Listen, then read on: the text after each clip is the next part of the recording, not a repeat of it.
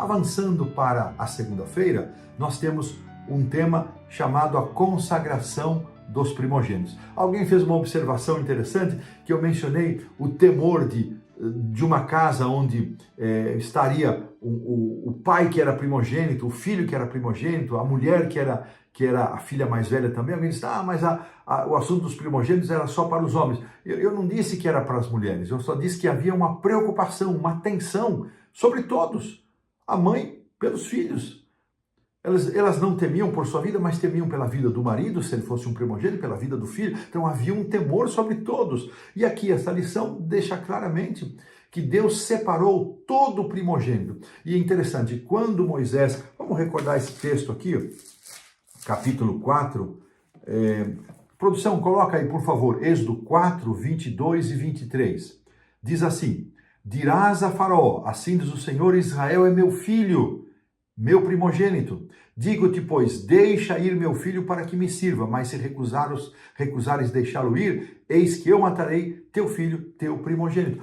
Desde o início, Moisés disse, se você, Faraó, não permitir, se você endurecer o seu coração, nós já vimos esse texto, o significado dele, o teu primogênito vai morrer, porque Israel é o meu primogênito. Você está maltratando o meu primogênito, o seu primogênito será maltratado. E aqui, então, neste contexto, Deus propõe a consagração de todo o primogênito. Os animais deveriam ser oferecidos em sacrifício e os filhos primogênitos deveriam ser resgatados pelo sacrifício de um animal. Então, esse é um aspecto muito forte. Posteriormente, os primogênitos foram substituídos, representados pela tribo de Levi, consagrada para o sacerdócio. Mas neste momento do Êxodo, Deus estabelece esta prática. E aqui diz que um princípio por trás desta instrução é de que tudo pertence a Deus. E ao reconhecermos que Ele é o nosso Criador e é o dono de tudo, conforme textos de Salmo 24:1, Ageu 2:8, isso levava e apontava para os primogênitos dos israelitas, que eram as primícias da família. Um sinal de consagração. Olha que significado bonito. Um sinal de total consagração ao Senhor e da compreensão de que tudo que eles eram e possuíam pertencia ao Senhor, e essa compreensão pode ser nossa também. Além disso, encontramos também aqui a ideia, no assunto dos primogênitos, de redenção e salvação.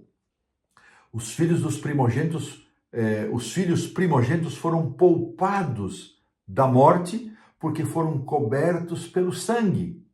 E agora, depois de redimidos da morte, assim todos estavam debaixo do sangue de Cristo. E Deus diz, olha, todo primogênito é meu, eu os poupei, eu os salvei, eu não permiti que o anjo da destruição chegasse até eles. Então, consagrem este primogênito a mim, reconheçam a salvação, reconheçam a redenção, reconheçam a libertação. Que significado lindo!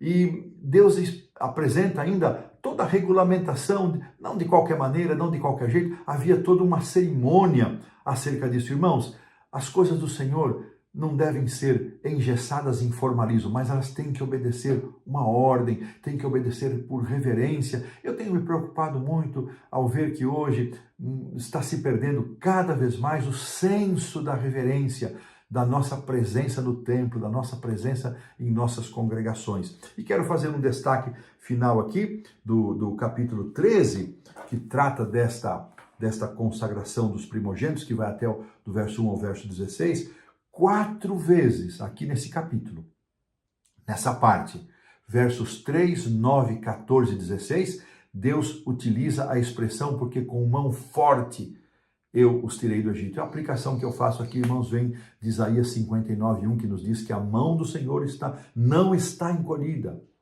para que possa salvar nem o seu ouvido surdo. Irmãos, o mesmo Deus que com mão forte, com mão poderosa, de maneira sobrenatural, tirou o povo de Israel do Egito, este é o Deus que acompanha o seu povo nos dias de hoje, na nossa caminhada. Você está precisando de uma demonstração da mão forte do Senhor na sua vida?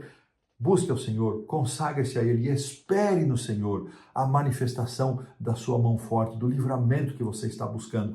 E se o agir de Deus não conduzir por esse caminho que você pede, espera e deseja, Continue buscando o Senhor, continue esperando no Senhor para que a sua vontade se manifeste de maneira clara, de maneira visível e compreensível. E desta maneira, exaltando a mão forte do Senhor do passado e do presente, nós pomos um ponto final na lição da segunda-feira.